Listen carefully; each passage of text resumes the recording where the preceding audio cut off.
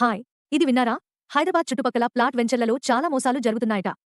అవును. ఎందుకంటే చాలా చోట్ల ఈ ప్రాజెక్ట్స్ జెన్యూన్‌గా ఉండట్లేదు. అవి కరెక్ట్‌గా ఆథరైజ్డ్ లేఅవుట్స్ ఉన్నాయా అనుకోవడం కష్టమే ఉంది. అయితే జనరల్‌గా రియల్ ఎస్టేట్ మోసాలు ఎలా జరుగుతున్నాయి? జనరల్‌గా ఏంటంటే ఈ ప్లాట్స్ అమ్మేటప్పుడు వాళ్ళు వాళ్ళ పేరు మీద లేని ప్లాట్స్ కూడా అమ్ముతుంటారు. వాళ్ళకు టైటిల్ రైట్స్ ఉండవు. అంటే ఆ పెద్ద లేఅవుట్ ఉందనుకో, ఆ లేఅవుట్ టైటిల్ ఏదైతే ఉందో వాళ్ళ పేరు మీద లేదు. అయినా కూడా వాళ్ళది అని చెప్పేసి మాదే ఈ ప్లాట్, ఈ లేఅవుట్ మాదే, ఈ సో మెనీ ఎకరాలు, ఎకరాలు ఇవన్నీ మావే అని చెప్పేసి అన్‌రిజిస్టర్డ్ వెంచర్‌లో కూడా ప్లాట్‌లేసేసి, అన్‌ఆథరైజ్డ్ వెంచర్‌లో కూడా ప్లాట్‌లేసేసి అమ్ముతూ ఉంటారనమాట. ఏవేవో అప్రూవల్స్ ఉన్నాయి అది అని చెప్పి. సో అది ప్రాబ్లమ్. ఏంటంటే వాటికి సరైన టైటిల్ రైట్స్ ఉండవు. అలానే ఇంకొకసారి ఏంటంటే ఈ చెరువులు అవి ఆక్రమించేసి కట్టేస్తుంటారు. ఆక్రమించేసి ప్లాట్‌లేస్తుంటారు. సో అదొక ప్రాబ్లమ్ ఉంది. అలానే గవర్నమెంట్ ల్యాండ్స్ మీద కూడా వెంచర్‌లేసారు చాలా చోట్ల. ఇంతకుముందు అంటే లాస్ట్ 20 ఇయర్స్ బ్యాక్ చూసుకుంటే అప్పుడు చాలా విపరీతంగా గవర్నమెంట్ ల్యాండ్స్ మీద వెంచర్స్ చేశారు. అలా అని మరి ఇలా జరిగితే మధ్యతరగతి కుటుంబాల పరిస్థితి ఏంటి ఇంకా? ఇది చాలా సీరియస్ ప్రాబ్లమ్. ఎందుకంటే మన మిడిల్ క్లాస్ వాళ్ళు ఏదో చాలా చాలా పైసా కూడబెట్టేసి ఆ సేవింగ్స్ అన్నీ చేసుకొని ఉంటారు. ఆ సేవింగ్స్ పెట్టేసి ఇలాంటి అనాథరైజ్డ్ లేఅవుట్‌లో ప్లాట్ కొన్నారంటే వాళ్ళ సేవింగ్స్ అన్నీ పోతాయి. వాళ్ళ ఫ్యూచర్ ఎంత కష్టపడి చేసుకున్న ఆ సేవింగ్స్ మొత్తము దాచుకున్న అమౌంట్ అంతా కూడా ఇలాగ వేస్ట్ అయిపోతుంది అనాథరైజ్డ్ ప్లాట్స్‌లో కొనడం వల్ల. అలానే ఏమవుతుందంటే ఇదేదో ఈ ప్లాట్‌లో ఇల్లు కట్టుకోవచ్చు అని చెప్పేసి మనం అప్పులు కూడా చేసుంటాం. ఆ అప్పులకు తీర్చాల్సిన ఈఎంఐలు కట్టాల్సొస్తుంది మనం ఎక్కడైనా లోన్‌లు అవి తీసుకొని ఉంటే. ఆ తర్వాత ఇంకేంటి ఓకే. ఏదో కొనేసాం దీనికి అప్రూవల్ తెచ్చుకుందాంలే ఈ ప్లాట్‌కి అని చెప్పి ఎల్ఆర్ఎస్ అది ఇది అప్లై చేస్తాం. ఎల్ఆర్ఎస్ అప్లై చేసిన వెంటనే అది అవ్వదు. మళ్ళీ దాని చుట్టూ తిరగాలి. ఆఫీసుల చుట్టూ తిరగాలి. వాళ్ళు వస్తామంటారు. అప్రూవల్స్ ఇవ్వరు. ఏదో చాలా వెరిఫికేషన్స్ ఉంటాయి కదా! ఎల్ఆర్ఎస్ అంటే. సో అది వల్ల మనకి మళ్ళీ అది స్ట్రెస్‌గా డెవలప్ అవుతుంది. అయ్యో! అనవసరంగా ఇన్వెస్ట్ చేశానే ఇప్పుడు నాకు వస్తుందా రాదా? ఈ ప్లాట్ అనవసరంగా కొన్నాను. ఎప్పుడొస్తుందో అసలు నేను చూస్తానా లేదా ఇందులో ఈ ప్లాట్ నా సొంతం అవుతుందా లేదా? లేదా మళ్ళీ ఎవరికైనా అమ్మేద్దామన్నా కూడా అమ్మలేని పరిస్థితి. ఎవరు కొనరు కదా! ఇలాంటి ఇల్లీగల్ ప్లాట్స్ ఉన్నాయి అంటే ఎందుకంటే ఎప్పుడైనా సరే అది డిమాలిషన్ చేయొచ్చు. అందులో ఇల్లు కట్టుకున్నా కూడా. కాబట్టి ఇలా ఇల్లీగల్ ప్లాట్స్ మనం కొనడం తప్పు ఫస్ట్ ఆఫ్ ఆల్. కొన్నా కూడా దాన్ని అమ్ముకోవడం అనేది చాలా నేరం అయితది. ప్లస్ అది ఎవరు కొనరు కూడా. సో ఈ విధంగా మనము ఏంటంటే మనం దాచుకున్న అమౌంట్ సేవింగ్స్ అన్ని కూడా ఇలాంటి అనాథరైజ్డ్ లేఅవుట్స్‌లో ప్లాట్‌లు కొనడం వల్ల సేవింగ్స్ పోతాయి. ప్లస్ మెంటల్ స్ట్రెస్ ఎక్కువుంటుంది. ప్లస్ మళ్ళీ ఏదైనా మనం కూడా ఇల్లీగల్ కేస్‌లో ఇరుక్కునే అవకాశాలు కూడా ఉంటాయన్నమాట. అది ప్రాబ్లమ్. మరి ఇప్పుడు ఇలాంటి రియల్ ఎస్టేట్ మోసాల్ని గుర్తించడం ఎలా? మీరు జాగ్రత్తగా ఎస్టేట్ మోసాల బారిన పడకుండా ఉండాలి అంటే ఒక బయర్‌గా నేను ఏమి చెక్ చేయాలి?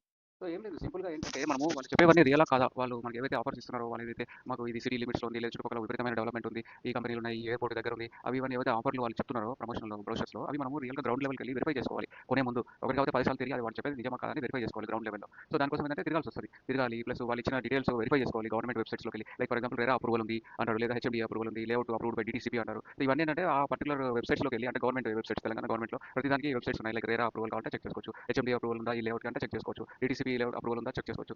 అవన్నీ కూడా మనం వెరిఫై చేసుకోవాలి. వాళ్ళు ఇచ్చిన నంబర్స్‌ని. ఓకే. మీరు ఎర్రర్ నంబర్ ఇవ్వండి. లేదా హెచ్ఎండీ అప్రూవల్ నంబర్ ఇవ్వండి. డీటీసీ అప్రూవల్ నంబర్‌లు ఇవ్వండి అని తీసుకొని అవి మనం ఆ పర్టిక్యులర్ వెబ్‌సైట్‌లోకి వెళ్ళేసి వెరిఫై చేసుకోవాలి. వీళ్ళకుందా ఈ పలానా బిల్డర్స్ పలానా వెంచర్ డెవలపర్స్‌కి ఈ డెవలపర్‌కి ఈ అప్రూవల్ ఉందా? ఇది వాడికి సంబంధించిన అప్రూవలేనా? ఆ పర్టిక్యులర్ వెంచర్‌కి సంబంధించిన ఇప్పుడు ఫర్ ఎగ్జాంపుల్ ఒక డెవలపర్ ఉన్నాడు. అతను సిటీ చుట్టుపక్కల 20 లేఅవుట్స్ చేసుండొచ్చు. బట్ ఈ అప్రూవల్ ఏదైతే ఉందో ఆ అప్రూవల్ మనం కొనే లేఅవుట్‌కి ఉందా? మనం పర్టిక్యులర్ ఏరియాలో కొంటున్నాం అదే డెవలపర్. ఆ ఏరియాలో ఉన్న లేఅవుట్‌కి సంబంధించిందా ఈ అప్రూవల్? అది వెరిఫై చేసుకోవాలి. వాడు ఏదో అప్రూవల్ నంబర్ ఇస్తాడు. వాడుకున్న 20 ప్లాట్లు 20 లేఅవుట్‌లలో 1, 2 అప్రూవల్స్ తీసుకొని ఉంటాడు. ఆ అప్రూవల్ నంబర్ ఇచ్చేస్తారు మనకి. సో అక్కడెళ్లి చూసుకుంటే ఆ పర్టిక్యులర్ లేఅవుట్ ఆ డెవలపర్ నేమ్ ఉంటుంది. కానీ ఆ డెవలపరు మనం కొనే లేఅవుట్ వేరేది ఉంటుంది. సేమ్ డెవలపర్ మనం కొనే లేఅవుట్ వేరే చోట ఉంటుంది. ఆ 20లో ఇంకొక లేఅవుట్. కానీ అది కాదు. ఈ అప్రూవల్ ఇచ్చింది ఎవరికి అంటే వేరే లేఅవుట్స్‌కి ఇచ్చుంటారు. కానీ మనకు వీడు అమ్మేదేమో ఇంకొక లేఅవుట్. Same developer. సో అది చాలా జాగ్రత్తగా మనం వెరిఫై చేసుకోవాలన్నమాట. సో ఈ విధంగా మనకు ఇవి వెరిఫై చేసుకోవాలి. ఏదైనా కానీ డీటీసీపీ ఏరియాలో ఉన్నాయా లేదా అని. ఆ తర్వాత ఏంటంటే లీగల్ ఒపీనియన్ కూడా తీసుకోవాలి. సో లీగల్ ఒపీనియన్ అంటే మనం అక్కడ ఏవైతే ఇప్పుడు ఫర్ ఎగ్జాంపుల్ ఎస్‌బీఐ లోన్‌కెళ్ళామనుకో వాళ్ళు కంపల్సరీ లీగల్ వెరిఫికేషన్ చేస్తారు. కాబట్టి మీరు ఎస్‌బీఐ లోన్ వస్తదా దీనికి అని అడగండి. అప్పుడు కంపల్సరీ ఎస్‌బీఐ లోన్ రావట్లేదు అంటే ఇది లీగల్‌గా కరెక్ట్ కాదనమాట జనరల్‌గా. అలాగే ఇప్పుడు వేరే విధంగా కూడా లీగల్ ఒపీనియన్ తీసుకోవచ్చు. లైక్ కొంతమంది ప్రాపర్టీ అడ్వైజర్స్ ఉంటారు. కొంతమంది అక్కడ మనము ఈసీ అనేది తీసుకుంటే ఇన్‌కమ్ సర్టిఫికేట్ తీసుకున్నాం అనుకోండి. మీ సేవలోకెళ్ళేసి ఇన్‌కమ్ సర్టిఫికేట్ తీసుకుంటే ఆ ఈసీ అనేది క్లియర్‌గా మనకు చెప్తది. ఈ పర్టిక్యులర్ లేఅవుట్, ఈ పర్టిక్యులర్ సర్వే నంబరు, ఈ సర్వే నంబర్‌లో ఈ పర్టిక్యులర్ ప్లాట్స్ ఈ డెవలపర్‌కి ఓన్ చేసుకున్నాడా? ఈ డెవలపరే కొన్నాడా? ఎప్పుడు కొన్నాడు? ఎవరి దగ్గర నుంచి కొన్నాడు? దానికి సంబంధించిన లింక్ డాక్యుమెంట్స్ ఏమేమి ఉన్నాయి? మరి ఆ లింక్ డాక్యుమెంట్స్‌లో కూడా వెళ్లి చూసుకోవచ్చు మీరు. ఇది ఎవరి నుంచి కొన్నాడు? సో సపోజ్ ఈ డెవలపర్ ఒక ఎక్స్ పార్టీ నుంచి కొన్నాడనుకో ఒక 10 ఎకరాలు. ఆ ఎక్స్ పార్టీ ఇంకొక వై పార్టీ నుంచి కొన్నాడు. అలాగా బ్యాక్ లింక్ చేసుకుంటూ కనీసం ఒక 30 సంవత్సరాల క్రితం 30, 40 సంవత్సరాల కిందటి వరకు ఆ లింక్ డాక్యుమెంట్స్ అన్ని వెరిఫై చేసుకుంటూ వచ్చి ఈ పర్టిక్యులర్ డెవలపర్ కొన్నది జెన్యూనా అనేది మనకు తెలిసిపోతుంది. ఈసీలో ట్రాక్ చేసుకోవచ్చు. ఈసీ ప్లస్ లింక్ డాక్యుమెంట్స్ కూడా చూసుకోవాలి. చూసుకొని అది చూసుకోవాలి. ప్లస్ లేఅవుట్ అప్రూవల్‌ది మీరు డాక్యుమెంట్ అడగాలి కంపల్సరీగా. ప్లాన్ ఉంటుంది. సో ఆ ప్లాన్ మీద వాళ్ళ డీటీసీపీ ముద్ర ఉంటుంది. సో ఆ ముద్ర మీద నంబర్ ఉంటుంది. డీటీసీపీ అప్రూవల్ నంబర్ ఉంటుంది. సో ఇది కంపల్సరీగా పెద్ద డ్రాయింగ్ అనేది తీసుకోవాలి. ఆ లేఅవుట్‌లో ప్లాటింగ్ ఎలా చేశారు? రోడ్స్ ఎలా చేశారు? ఏ ప్లాట్ నంబర్స్ ఇచ్చారు? ఇవన్నీ కూడా క్లియర్‌గా కనిపించే ఒక పెద్ద డ్రాయింగ్ ఉంటుంది. అది తీసుకొని దాని మీద ఉన్న డీటీసీపీ లేఅవుట్ అప్రూవల్ తీసుకోవాలి. అది మనం ఫస్ట్ తీసుకుంటాం. తర్వాత లీగల్ ఒపీనియన్ తీసుకోవాలి. లీగల్ ఒపీనియన్ చెప్పాను కదా! కొన్ని బ్యాంక్స్ అయితే లీగల్ వెరిఫికేషన్ చేస్తాయి. అలాగే ప్రాపర్టీ అడ్వైజర్స్ చేస్తారు. లేదంటే EC and link documents check చేసుకోవాలి. ఈసీ అండ్ లింక్ డాక్యుమెంట్స్ మనకు మీ సేవలో ఈసీ అయితే దొరుకుతది. సో దాని నుంచి ఇంకా లింక్ డాక్యుమెంట్స్ కూడా మళ్ళీ తీసుకోవచ్చు. అలానే సైట్‌లోకి వెళ్ళేసి మనం గ్రౌండ్ లెవెల్‌లో చెక్ చేసుకోవాలని చెప్పాను కదా! సో, ఆ చుట్టుపక్కల ఉన్న గ్రామాల్లో పెద్దవాళ్ళని సర్పంచులు వాళ్ళు వీళ్ళు ఉంటారు. సో, వాళ్ళని కూడా అడగొచ్చు మనము. ఈ పర్టిక్యులర్ ఈ 10 ఎకరాలు ఉంది.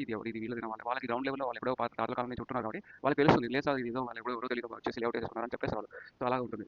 సో, గ్రౌండ్ లెవెల్ వెరిఫికేషన్ చేసుకోవాలి. తర్వాత నేను బ్యాంక్ ద్వారానే పే చేస్తానని చెప్పండి క్లియర్‌గా. మేము క్యాష్ అనేది కాదు మాకు బ్యాంక్ ద్వారా పేమెంట్ చేస్తాం అంటే మనకు రికార్డ్ ఉంటుందన్నమాట. రికార్డ్ ఉంటుంది. తర్వాత నో అబ్జెక్షన్ సర్టిఫికేట్ కూడా ఉందా వాళ్ళకి అది చూసుకోవాలి. ఎందుకంటే వాళ్ళు అగ్రికల్చరల్ ప్లాట్ కొనేసి దాన్ని రెసిడెన్షియల్‌గా మార్చుకోవాలి. ఈ లేఅవుట్ ప్లాటింగ్ చేసే ముందు ఒకవేళ వాడు అగ్రికల్చర్ ల్యాండ్ కొనుంటాడు. అగ్రికల్చర్ ల్యాండ్ నుంచి రెసిడెన్షియల్ ల్యాండ్‌గా కన్వర్ట్ చేసుకుంటేనే అప్పుడు మనకి ఎన్ఓసీ ఇస్తారు. వాళ్ళకి ఎన్ఓసీ ఇస్తారు.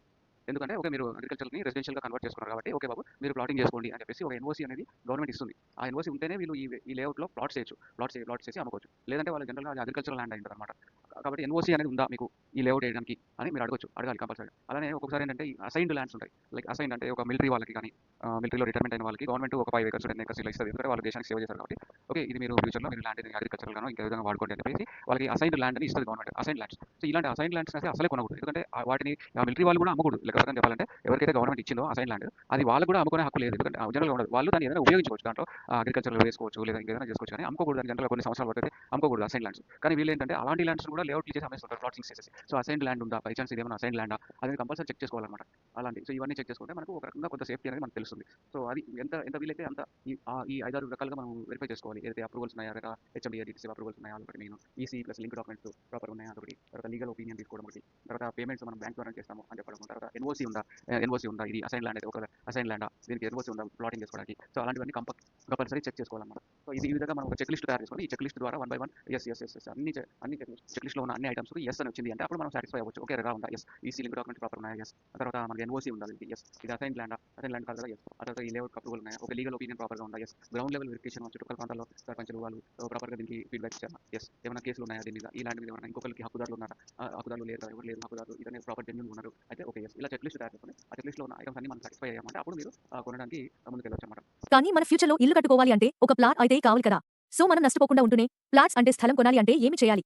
సో ఏంటంటే మనము ఈ అప్రూవల్స్ అన్నీ ఉంటే గిన అప్పుడు మనం ముందుకెళ్ళొచ్చు. ప్రాపర్‌గా అంటే హెచ్ఎండీఏ అప్రూవల్ గాని, లైక్ డీటీసీబీ అప్రూవల్ గాని ఉంది అని వెరిఫై చేసుకున్న తర్వాతనే అంటే ప్రాపర్‌గా ఆ వెబ్‌సైట్స్‌లోకి వెళ్లి గవర్నమెంట్‌లో వెబ్‌సైట్‌లోకి వెళ్లి వీళ్ళు ఇచ్చిన హెచ్ఎండీఏ అప్రూవల్ నంబరు, ఆ గవర్నమెంట్ అప్రూవల్ నంబర్ ఒకటే ఉంది. ఆ సైట్‌లో అప్రూవల్ ఉంది. ఈ లేఅవుట్‌కి మీరు ఏదైతే కొంటున్నారో ఆ పర్టిక్యులర్ ఫర్ ఎగ్జాంపుల్ మీరు ఉప్పల్లో కొంటున్నారు. ఉప్పల్లో ఉన్న లేఅవుట్ సమ్ మైసిరి ప్లాటింగ్ అని ఉంది. సో మైసిరి ప్లాటింగ్‌కి ఉందా? మైసిరి లేఅవుట్‌కి ఈ అప్రూవల్ కనెక్టెడ్ ఉందా? లేదా ఈ అప్రూవల్ నంబర్ ఉంది కానీ అది ఎవరో వేరే చోట ఉన్నదా? సో మనం కొంటున్న లేఅవుట్‌కి ఈడిచ్చిన అప్రూవల్ నంబరు ప్రాపర్‌గా అప్రూవల్ నంబర్ కనెక్ట్ అయిందా అది చూసుకోవాలి. లేదు అంటే మనం వెనక్కి తగ్గొచ్చు. ఈజీగా వెనక్కి తగ్గాలి. సో ఈ విధంగా అన్ని యాంగిల్స్‌లో చూసుకొని కొనుక్కోవాలి. సో కేవలం వాళ్ళు ఏదో బ్రోషర్‌లో అది ఇది వేసేసారు. ఆఫర్‌లు ఇచ్చేసారు. బ్రోషర్ కలర్‌ఫుల్‌గా ఉంది. లేదా మార్కెటింగ్ వాళ్ళు ఏదో సైట్ చూపించారు. సైట్‌లో మంచి మంచిగా అన్ని మంచి మంచి మాటలు చెప్పారు. అది సార్ ఇది 10 ఇయర్స్‌లో ఇది 5 టైమ్స్ పెరిగిపోతది. ఇక్కడ అదొస్తుంది. ఇక్కడ మెట్రో వస్తుంది. అక్కడ పెద్ద హాస్పిటల్ పడుతుంది. ఇక్కడ పెద్ద ఇంటర్నేషనల్ స్కూల్ వస్తది. లేదా సాఫ్ట్‌వేర్ కంపెనీలు వస్తాయి. ఇవన్నీ కాదు మనకి యాస్ ఆఫ్ టుడే ఈ రోజు కొంటున్నామంటే ఈ రోజుకి మన డబ్బు వాళ్ళ చేతిలో పెడుతున్నప్పుడు ఈ రోజుకి వీళ్ళు చెప్పేవన్నీ కరెక్టా? ఫ్యూచర్ గురించి వదిలేయండి. ఫ్యూచర్ అనేది మనం తెలుస్తది. మనకు కూడా ఐడియా వస్తుంది. కానీ ఇప్పుడు కొంటున్నది ఈ ప్లాట్ ఇది జెన్యూన్ ప్లాటా? ప్రాపర్‌గా అప్రూవల్స్ ఉన్నాయా? ఇది మనకి ఎన్ఓసీ ఉందా? ఇది మనం కొంటే రేపు పొద్దున లీగల్ ఇష్యూస్ ఏమి రావా? ఇవన్నీ వెరిఫై చేసుకుంటేనే తర్వాతనే అది కొనాలి. ఆ తర్వాత అది అలా చేసుకుంటే మనకేమి ఇబ్బంది ఉండదు. సో ఇంకేమైనా కావాలి డీటెయిల్స్ అంటే మనం మాట్లాడుకోవచ్చు. Thank you.